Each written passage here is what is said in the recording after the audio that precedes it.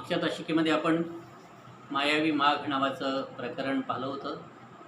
BA तृतीय सत्राच्या मराठीच्या अभ्यासक्रमामध्ये अंतर्भूत असलेलं.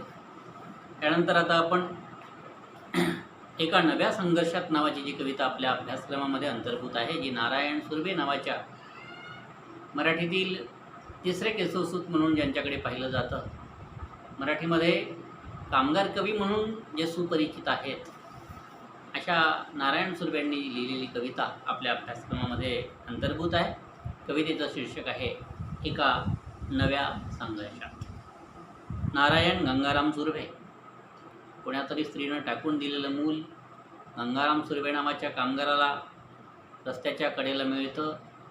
नारायण सुर्वे त्याला घरी घेऊन येतात आणि त्यांची पत्नी त्यांचा सांभाळ करते आणि पुढे जाऊन हे मूल नारायण सुर्वे नावाच्या कवीच्या रूपात संपूर्ण एकंदरीत जगासमोर येतं.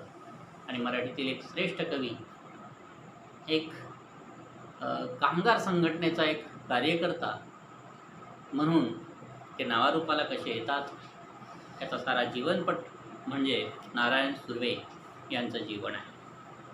दलितांच्या आणि कामगारांच्या विश्वातील अनुभव त्यांच्या कवितेतून जणू काही व्यक्त झालेले आहेत. साधी सुंदर जगलेल्या जीवनाची जणू काही शब्दकळा त्यांच्या कवितेमध्ये आपल्याला अनुभवायला येते. अनेक नियतकालिकातून आणि वृत्तपत्रातून त्यांनी सातत्यानं लेखन केलं. अनेक ठिकाणची संमेलने त्यांनी गाजवली, संमेलनाची अध्यक्षपदे त्यांनी भूषवली. साहित्य संस्कृती मंडळाकडून त्यांना गौरविलं गेलं. आकाशवाणी आणि दूरदर्शनवर त्यांच्या काव्यवाचनाचे जे काही कार्यक्रम होत, ते कार्यक्रम म्हणजे लोकांसाठी, रसिकांसाठी एक पर्वणी असायची. सोव्हिएत लँडचे नेहरू पारितोषिक त्यांना प्राप्त झालेलं आहे. केशवसूतानंतर आणि मर्ढेकरानंतर मराठी कवितेमध्ये एक सामान्यांचं जीवन खऱ्या अर्थानं जर मराठी कवितेमध्ये प्रकटलेलं असेल तर ते नारायण सुर्वे यांच्या कवितेतून प्रकटलेलं आहे.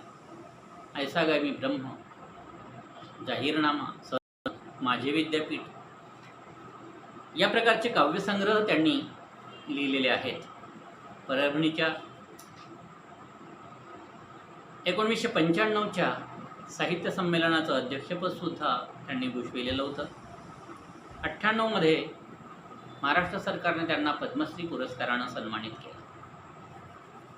नारायण सुर्वे यांच्या कवितेतून वर्ग संघर्षाची जी जाणीव आहे, कार्ल मार्क्सचा जो मार्क्सवाद आहे, कामगार आणि भांडवलदार वर्ग यांच्यातील आंतरिक दुही नष्ट करण्यासाठी कार्ल मार्क्सने जो काही विचार मांडला, त्याला आपण मार्क्सवाद असं म्हणतो. आणि त्या मार्क्सवादाचा प्रभावी पुरस्कार नारायण सुर्वे यांनी आपल्या प्राप्त जीवनामध्ये केला होता. तर समाजातील वास्तव दर्शनातून संघर्षाची एक प्रकारची चिंगारी यांच्या ठिकाणी पेट होते, प्रज्वलित होते. तो संघर्ष केवळ आर्थिक पातळीवरचा राहत नाही, तर सामाजिक सांस्कृतिक पातळीपर्यंत तो संघर्ष पोहोचतो. अनेक गोष्टींना एकंदरीत त्यांना नाकारणं भाग पडते. अनेक गोष्टींच्या संदर्भात त्यांचं मन जणू काही पेटून उठते. विद्रोह आणि नकार म्हणूनच त्यांच्या ओठावर येताना आपल्याला दिसतो. आणि म्हणूनच कोणत्या गोष्टींना ते नाकारत आहेत, कोणत्या गोष्टींच्या संदर्भात ते जणू काही विद्रोह करू पाहत आहेत, ते या कवितेतून आपल्याला दिसेल. कोणत्या संघर्षामध्ये ते एकंदरीत, कोणत्या संघर्षासाठी ते जो काही तयार झालेले आहेत, कोणत्या संघर्षामध्ये ते मशगूल झालेले आहेत, त्यांचा संघर्ष कशासाठी आहे, ते या कवितेच्या रूपानं आपल्याला बघता येण्यासाठी. ते म्हणतात, हा माझाही देश आणि त्यातील हे पोके पोकेशे लोक, आपल्या घरालाच असे पोकेपण यावे तर काय करावे. म्हणजे वास्तव दर्शन त्यांनी रेखाटलेलं आहे. काय करावं काही सुचत नाही, अशी जणू काही स्थिती आहे. हा देश माझा आहे, मान्य आहे, पण या देशातील लोकांमध्ये जणू काही जो काही संधी साधूपणा आहे, जणू काही भरलेला आहे. प्रत्येक जो जणू काही केवळ आपलंच हित पाहतो आहे. आपल्यासारख्या माणसांकडे जो कोणी माणसाप्रमाणे पाहण्याची ज्याची जणू काही दृष्टी हरवलेली आहे, हे सारं बघल्यानंतर त्यांच्या अंतःकरणाला वेदना होतात आणि ते म्हणून म्हणतात की हा माझा देश जरी असला तरी या देशातील असे पोकेशे लोक बघितल्यानंतर आपलं घरच सारं असं एक दुसऱ्याचा विचार न करणारा, एक दुसऱ्याचा एकंदरीत दुसऱ्यासाठी न झटणारा अशा प्रकारचा एकंदरीत वर्ग त्यांना दिसतो. आपल्या घरातच आपल्या अशा प्रकारची वृत्ती बळावलेली आहे असं त्यांना दिसू लागते आणि अशा वेळी काय करावं असा प्रश्न त्यांच्या अंतरंगामध्ये पेटला. इथल्या वस्त्यांना हुंगणारा केवळ कातळाचा काळोख कंदील खोपटास होऊन वावरू नये तर काय करावे. जर काळोख असेल तर आपल्यासोबत कंदील घेऊन फिरावं जसं लागतं त्या पद्धतीनं. ते म्हणतात की वस्त्या वस्त्यात घराघरात असा काळोख पसरलेला आहे, विषमता पसरलेली आहे. एक दुसऱ्याचा जणू काही जातीय संघर्ष आहे, आर्थिक विषमता पसरलेली आहे, सामाजिक विषमता पसरलेली आहे. या समाजातील मनुष्य त्या समाजातील मनुष्याला जवळ करायला तयार नाही. हे सगळं बघितल्यानंतर ते म्हणतात की कातळाचा काळोख जणू काही इथल्या वस्त्यांना जणू काही हुंगतो आहे आणि म्हणून अशा वेळी मला काहीतरी केलं पाहिजे. मला कंदील आपल्यासोबत घेऊन असं प्रत्येक ठिकाणी प्रत्येकाला प्रकाश दाखवत, प्रत्येकाला या संघर्षासाठी तयार करत ही विषमतावादी वृत्ती जणू काही काढून टाकण्यासाठी, या विषमतावादाला दूर करण्यासाठी मला मात्र प्रयत्न केले पाहिजेत. या संघर्षासाठी मी तयार राहणं आवश्यक आहे आणि मग मी कंदीलसोबत घेऊन वावरावं नाही तर काय करा. म्हणजे कोणीतरी अशा पद्धतीनं संघर्ष तयार करण्यासाठी तयार असण्याची गरज आहे असा जणू काही विचार. परमेश्वर सानिध्य साधू पाहणारी ही पुरातन संस्कृती आपली आपणच टवाळी करू नये तर काय करावे. ते म्हणतात आपण आपल्या संस्कृतीच्या नावानं खूप मोठ्या गप्पा घालत असतो. आपली संस्कृती म्हणजे आपल्याला परमेश्वराकडे घेऊन जाणारी आहे, अतिशय चांगली आहे असं आपण म्हणत असतो. परंतु या संस्कृतीच्या नावाखाली बरेच जण जणू काही माणुसकीला पायदळी तुडवताना दिसत आहेत. संस्कृतीच्या नावाखाली एक मनुष्य दुसऱ्या मनुष्याला जणू काही पिळतो आहे, त्याला गुलामीत लोटतो आहे. हे सगळं बघितल्यानंतर अशा प्रकारच्या संस्कृतीचं जतन करून चालणं म्हणजे स्वतःची टवाळी करणं आहे असं जणू काही कवीला वाटतंय. ज्यांना जन्मभर दुःख दैन्य दारिद्र्यच मिळाले असेल त्यांनी तपशिलासह सर्वच नाकारू नये तर काय करा. ते म्हणतात की 1-2 दिवसाचं दुःख कोणी सहन करून देऊ शकतं, पण ज्यांना जन्मभर दैन्य दुःख आणि दारिद्र्यातच जीवन कंटावं लागतं, ज्या समाजानं ज्या संस्कृतीनं ज्यांना आजन्म एकंदरीत दुःखच दिलेलं असेल, त्रासच दिला असेल, वैतागच दिला असेल, तो त्या संस्कृतीला, तो त्या समाजव्यवस्थेला नाकारणार नाही तर काय. त्याविरुद्ध तो एक विद्रोह जर करत असेल तर त्यात काय बरे चूक आहे, त्याने काय करावं असा मार्मिक प्रश्नही ते करतात. आश्वासित शब्दावर आता माझाही विश्वास उरलेला नाही, प्रत्येक संदर्भातून दुर्गंधीच येत आहे तर काय करावे. आश्वासनं काही लोक देतात, आता असं होईल तसं होईल, आम्ही हे करू ते करू.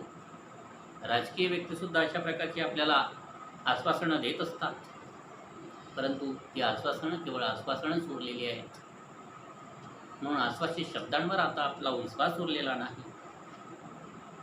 आणि कोणतेही संदर्भ जर घेतले तर त्या संदर्भात अशा प्रकारे एकंदरीत माणसाची पिळवणूकच झालेली आपल्याला त्यांना दिसून येते आणि म्हणून प्रत्येक संदर्भातून दुर्गंधीच येत आहे. आपण मात्र स्वस्थ बसून कसं चालेल, आपल्याला संघर्ष करावाच लागेल. युद्ध कैद्यांसारखा वाहणारा पुलावरून माणसांचा लोंढा, उजेडाची फुले त्यांचे हाती ठेवू नये तर काय करावे. युद्धाच्या कालखंडामध्ये चांगल्या माणसांनाही, चांगलं काहीतरी देशासाठी लढणाऱ्या माणसांनाही कैदी होऊन राहावं लागतं. म्हणजे चांगलं काही करायला जावं आणि कैदेत पडून राहावं. त्या प्रकारे स्वातंत्र्यातही एकंदरीत तशीच वस्तुस्थिती आपली झालेली आणि म्हणून समाजामध्ये अशा प्रकारचा अन्याय अत्याचार पुकारलेला असताना, अशा प्रकारची विषमता पसरलेली असताना, उजेडाची फुलं त्यांच्या हातात घेऊन काम तरी पाहिजे ते आपल्याला करायचं आहे. ते आपण करण्यासाठी जणू काही तयार झालेलो आहोत. या संघर्षासाठी आपण तत्पर झालेलो आहोत. उजेडाची फुलं त्यांच्या हाती ठेवण्याचं काम जणू काही कवीनं अंगीकारलेलं आहे. उजेडाची फुलं त्यांच्या हाती ठेवण्याचं काम अंगीकारलेलं आहे म्हणजे एक संघर्षवादी विचार या सगळ्या प्रकारच्या अन्याय अत्याचाराला जणू काही लाथाडून दूर सारून एक नवा समतावादी माणुसकीचा एकंदरीत दृष्टिकोन समाजामध्ये रुजविण्यासाठी संघर्ष करण्याची आवश्यकता आहे आणि त्यासाठी आपण प्रयत्न करायला तयार झालेलो आहोत. या नव्या संघर्षासाठी जणू काही कवी तयार झालेला असं दिसून येतं. थांबू तर शकत नाही आणि तुमचे हे असे औदासीन्य एका नव्या संघर्षासाठी घुमाळीत घुसू नये तर काय करा. नव्या संघर्षासाठी घुमाळीत घुसण्याचं एकंदरीत जाणीव ते या ठिकाणी व्यक्त करतात. घुमाळीत घुसण्याची भाषा ते या ठिकाणी वापरताना दिसतात. ते म्हणतात की अशावेळी समाजामध्ये समाज संस्कृती ह्या सगळ्या गोष्टी जर या पद्धतीने एकंदरीत माणूसच माणसाला जर दूर लोटत असेल अशा प्रकारच्या गोष्टींचा आधार घेत तर मात्र यासाठी कुणीतरी बाहेर पडून संघर्ष करण्याची गरज आहे. या सर्वांना या अन्याय्य प्रवृत्तीला एकंदरीत दूर लोटण्यासाठी प्रयत्न करण्याची गरज आहे. प्रामाणिक प्रयत्नांची गरज आहे आणि आता आपण थांबू शकत नाही. हे आपण आपल्या उघड्या डोळ्यांनी बघू शकत नाही. माणुसकीला एकंदरीत दूर सारण्याचा जो काही प्रयत्न माणसांकडून होतो आहे ते सगळं पाहिल्यानंतर सुर्वे यांच्या मनाची जी काही होणारी तगमग आहे ती या कवितेमध्ये प्रचंड तगमग आहे ती या कवितेमध्ये पाहायला दिसते आणि ते केवळ तगमग करत बसत राहत नाहीत तर हे सर्व समाजातून हद्दपार करण्यासाठी ते स्वतः तयार होताना दिसतात. त्या संघर्षासाठी ते जणू काही तयार झालेल्या दिसतात. तर एका नव्या संघर्षातमधून नारायण सुर्वे यांनी एकंदरीत समाज संस्कृती यामध्ये निर्माण झालेला जो काही एकंदरीत अन्याय्य अयोग्य अशा प्रकारच्या ज्या काही गोष्टी आहेत त्या दूर सारण्यासाठी ते स्वतःच एकंदरीत तयार झालेले दिसतात आणि या संघर्षामध्ये जणू काही समाजातील इतर लोकांनी सुद्धा या संघर्षासाठी तयार झालं पाहिजे असं जणू काही या कवितेच्या रूपानं सुचवतात. तर आज आपण इथेच थांबूया.